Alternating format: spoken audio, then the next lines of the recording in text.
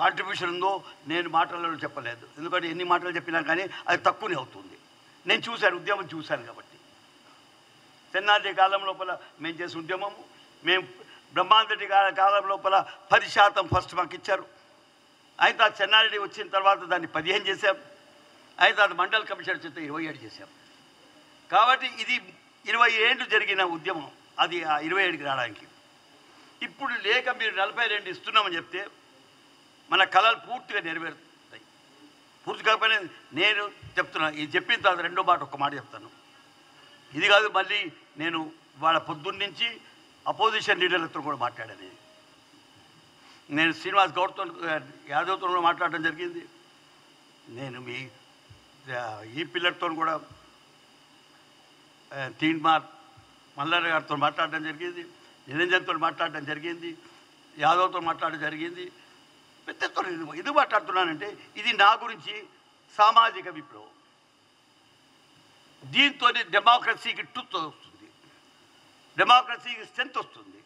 కాబట్టి మీరు దయచేసేసి ఈ మెజారిటీలో ఉన్న సెక్షన్స్ అవుతున్నాయో సమాజం లోపల, ఆ మెజారిటీ సెక్షన్స్ని పాలిటిక్స్లో లేకుండా దూరం చేయకండి. వాటిని పాలిటిక్స్ లోపల రాజ్యాధికారంగా వచ్చేటట్టు చూడండి అని నేనేం చెప్తున్నానంటే, దీంతో సరిపోదు. సంతోషంగా ఉంది, చాలా సంతోషంగా ఉంది 42% రావడం. కానీ నేను దీంతో సంతృప్తి చెందేవాడిని కానిప్పుడు. చేసిండు కాబట్టి, లేకపోతే సంతృప్తి అయ్యేది నాకు. మీరు చేశారు కాబట్టి మేము అడుగుతున్నది ఇదంతా రాజాధికారం గురించే, రాజ్యాధికారం గురించే. ఇది ప్రతి ఈ సొసైటీ, ఈ బడుగు వర్గాలు అడుగుతున్నాయి. వేరే వాళ్ళకి వ్యతిరేకం కాదు, బీసీలు వేరే కులాలకు వ్యతిరేకం కాదు. కానీ వాళ్ళ పవరు, వాళ్ళ షేరు వాళ్ళకి ఇవ్వాలా అని తీసుకుంటామని కోరుతున్నారు. ఇవాళ ఈ ప్రభుత్వం దానికి దోహదపరిచే తీరుగా, వారికి స్ట్రెంత్ ఇచ్చే తీరుగా, దానికి బలం చేకూర్చే తీరుగా ఒక నిర్ణయం తీసుకున్నది. ఆ నిర్ణయాన్ని పూర్తి ఈ స్టేటే కాదు, ఈ పూర్తి సమాజం, దేశంలో ఉన్న సమాజం. ఎందుకంటే రాహుల్ గాంధీ గారు మీకు ఇది సెన్సెస్ కావాలన్నప్పుడు, క్యాస్ట్ సెన్సెస్ కావాలన్నప్పుడు ఆయన ఉద్దేశం కూడా అదే. ప్రజలకు తెలియనివ్వండి, ఈ దేశానికి తెలియనివ్వండి మెజారిటీ ఎవరి దేశంలో. ఆ మెజారిటీ లేకపోతే, మెజారిటీని మనం భాగస్వామ్యం చేయకపోతే అది డెమోక్రసీనే కాదు, అది ప్రజాస్వామ్యం కాదు అన్నారు. కాబట్టి మీరు వీటన్నిటికీ మేము కట్టుబడి ఉన్నాము, దాన్ని ముందుకు తీసుకెళ్తున్నాము.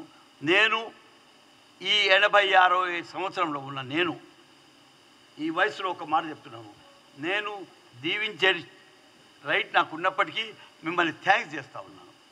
శ్రీ గారిని కానివ్వండి, పొన్నం గారి కానివ్వండి, మీ అందరినీ థ్యాంక్స్ చేస్తున్నాను. ఎందుకంటే మేము కోరుకున్నది ఎప్పటి నుంచి, నేను 78 లోపల మినిస్ట్రీ అయినా అప్పటి నుంచి వెయిట్ చేస్తున్న ఇది, దాన్ని మీరు పూర్తి చేశారు కాబట్టి, పూర్తి చేసే తీరుగా ముందుకు తెచ్చారు కాబట్టి, మా ఎదురుగా ఒక ప్రతిపాదన పెట్టారు.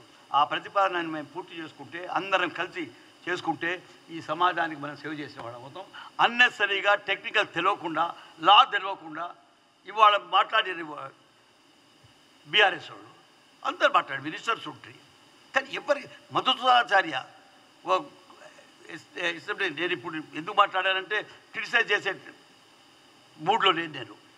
కానీ వాళ్ళందరికీ చెప్తున్నా, మీరు కొంచెం అంతా పాలిటిక్స్ చాలా చేస్తున్నారు, దీంట్లో పాలిటిక్స్ చేయకండి. మేము 100 సంవత్సరాల నుంచి పాలిటిక్స్కి దూరం ఉండి మా రైట్లు మాకు కావాలని కోరుకుంటూ ఉద్యమం చేశాం. కాబట్టి ఇప్పుడు ఎప్పుడో ఒక ప్రభుత్వం ముందుకు వచ్చేసి ఈ పని చేస్తామని చెప్పి, మనం కోరుకున్న పని పూర్తి చేస్తామని చెప్పినప్పుడు మనం దానికి ధన్యవాదాలు తెలిపారు. కానీ ఉత్తగా మాట్లాడుకోవడం లాభం లేదు. వాళ్ళకు కూడా చెప్తున్నారు, అందరం కలిసి రేవంత్ రెడ్డి ప్రభుత్వానికి థ్యాంక్స్ చేస్తూ, ఇప్పుడున్న కాంగ్రెస్ పార్టీ నిజంగానే పూర్తి చూశాను. నేను మాట్లాడే పొద్దున కాంగ్రెస్ పార్టీ వాళ్ళతో కూడా, పొన్నంతో కూడా పొద్దున్నే 8 గంటలకి మాట్లాడడం జరిగింది. ఎంత చూస్తూ ఉంటే వీళ్ళ లోపల ఆ నిశ్చితార్థ ఉన్నది. కాబట్టి దాన్ని మనం పూర్తి చేయించుకుందాం. ఈ మూమెంట్ని పెద్దకు చేద్దాం. ఇది బీసీ మూమెంట్ అంటే ప్రజా మూమెంటు, అంటే మెజారిటీ మూమెంటు. దీని వెంబడి ఉన్నది ఎస్సీలు ఉన్నారు, దీని వెంబడి ఎస్టీలు ఉన్నారు, మైనారిటీస్ ఉన్నారు. అందరినీ చూసుకుంటే మీరు 70 to 80% పీపుల్ ఉన్నారు. కాబట్టి వాళ్ళ ఉద్యమాన్ని నీరు కార్చకండి, ఉద్యమం పోనివ్వండి. ఏది ఉన్నా కష్టాలు ఉన్నా దాన్ని ఎదురుతాము. మీరు కూడా కలిసి రండి. మనం కలిసి ఏదైనా కష్టం వచ్చింది అనుకుంటే లాలో కష్టం వచ్చింది అనుకుంటే, కోర్టులో కష్టం వచ్చింది అనుకుంటే, లేదా అడ్మినిస్ట్రేషన్లో కష్టం వస్తే మీరు కూడా సహకరించండి, దాన్ని పూర్తి చేసుకుంటాం. ఈ ప్రభుత్వం దగ్గర నుంచి కూడా నేను, నాకు రేవంత్ రెడ్డి గారు మంచిగా తెలుసు కాబట్టి వారి దగ్గర నుంచి కూడా మీకు ప్రామిస్ చేస్తున్నాం. ఏ కష్టాలున్నా మీరేదో ఇప్పుడు చెప్తా ఉన్నారు, డెడికేటెడ్ కమిషన్ పెట్టలేదు. డెడికేటెడ్ కమిషన్ పెట్టాము. నేను దాంట్లో మెంబర్గా ఉన్నాను, క్యాబినెట్ సబ్ కమిటీలో మెంబర్గా ఉన్నాను. అన్నీ చూసాము. పూర్తిగా ఎన్ని చేయాలో ప్రతి మీటింగ్లో కూడా ఏజీని, వేరే వాళ్ళని లీగల్ ఎక్స్పర్ట్స్తో మాట్లాడుకుంటూ ఈ పనిని ముందుకు తీసుకెళ్ళాము. పూర్తి సరైన పని చేశాము.